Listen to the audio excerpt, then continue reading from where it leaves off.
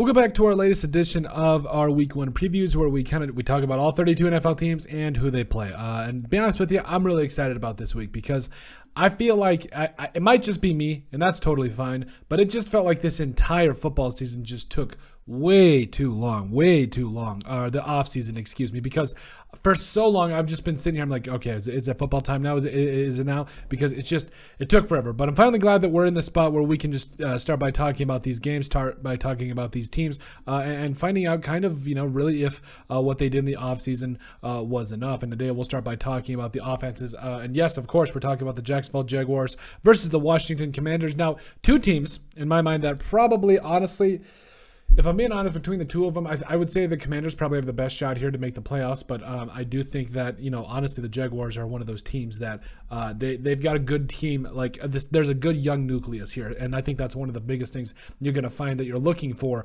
in this first game of the regular season here, which is Sunday, September 11th at 11 a.m. So, like I said, I'm really excited for this game. I think there's a lot of things I'm going to look at. So we'll start here talking about the offense here for the Jacksonville Jaguars. I full-heartedly believe that we are going to see something special out of Trevor Lawrence moving forward. Now, it might be a little bit more, a little less rocky this year because I think they finally got the offensive line that they needed to get for him. But overall, I still feel like there's some things that they could do offensively to help him out. But we'll get into that in just a second. But like we said, so you got Trevor Lawrence starting at quarterback there. I think in terms of the backfield, I think both teams are going to find a way to, run the football in this one. And like I said, I couldn't be more excited for it because I think both teams are going to do their part in establishing the run game. So, it starts here, Trevor Lawrence, Travis Etienne, as well as James Robinson. Again, I'm fully aware that both of them have very different skill sets. Both of them can catch the football. Both can obviously run it. I'm really excited to see Travis Etienne for the first time during the regular season. I think he's going to be a very special player.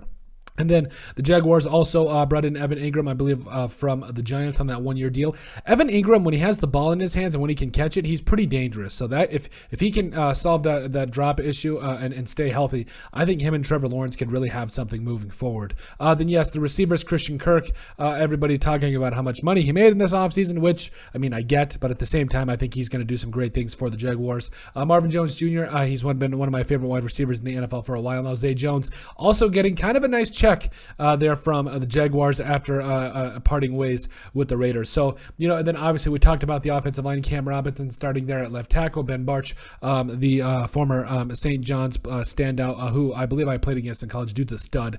And then Luke Fortner there at center. You're excited about what he'll do. The rookie, I felt like he was honestly one of the biggest steals of the draft.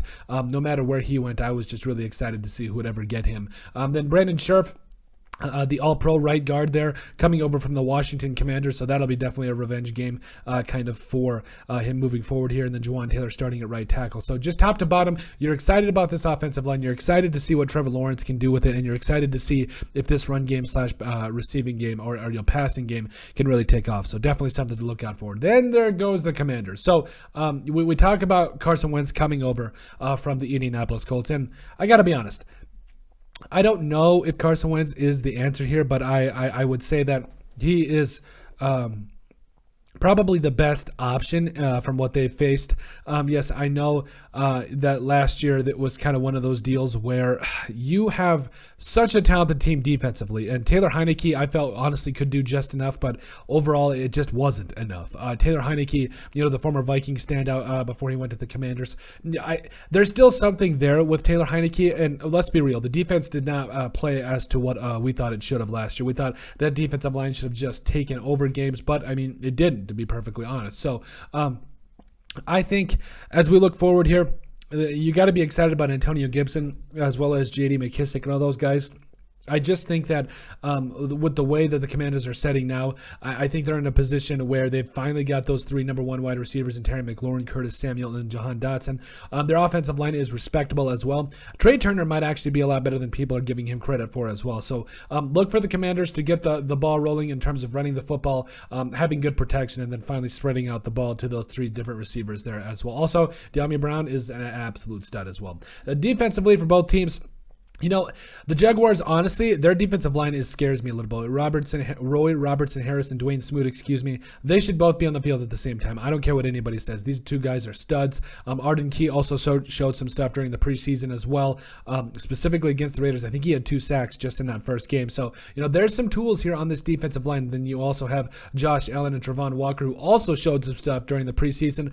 I'm excited for the former Georgia standout. I think he's going to be a very interesting player to watch. I would say he's a 5-sack guy this year, just trying to develop himself and really move forward with it. But I do think he's going to be a very good player for the Jaguars down the line. And then obviously has Darius Williams, Tyson Campbell, Shaquille Griffin, all those guys at the corner spots for the Jaguars. I'm excited about Andre Sisco. I was a big fan of him when he came out of the draft, and also Rayshawn Jenkins rounding out that secondary for the Jaguars there. So also, can we just put Chad Bouma in? Just put this rookie in. I think he could I think he could do a lot of good things in terms of chasing down ball carriers and being a very good football player for that defense. And then you head to the Commanders. I'm trying to yawn. I'm trying not to yawn. It's been a long day. But the Commanders here, honestly, their defensive line is... When everybody is there and healthy, it should be one of the most dominant defensive lines in the entire league. But this last year, it just wasn't. Chase Young did not get the job done. Hopefully, he recovers very quickly. But yes, you got Deron Payne, Jonathan Allen, Montez Sweat. Also, Vidarian Mathis, I think he's going to be definitely a name to watch. Then at linebacker, Jamin Davis, a year or two, I'm hoping he bounces back. Cole Holcomb is a stud that nobody talks about. And then in the secondary here, a little bit of a nickel depth chart here for the Commanders. But, you got Kendall Fuller, you got William Jackson III, and then Benjamin St. Juste, the standout at the University of Minnesota back in the day.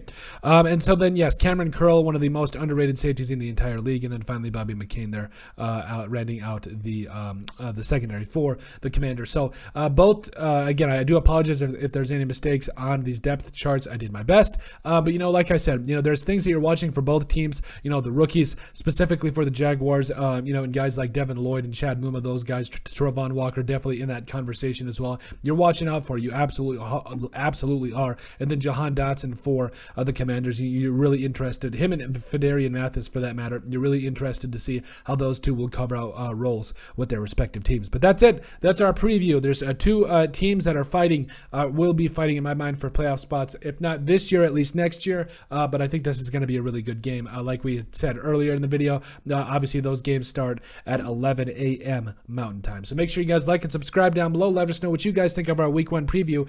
We greatly appreciate all the support that we've got and continue to get. You guys are all truthfully awesome. We love every single one of you. Down in the description below, you'll find all of our social media platforms. So make sure you guys give us a like and a follow there. Also, remember to give us a listen and sub on iTunes. And finally, if you have anything else you'd like us to cover, send us an email at thesportsbp@yahoo.com or put it in the comment section down below, and we would love to cover it. But let us know what you guys think of our Week 1 preview for the Jacksonville Jaguars versus the Washington Commanders.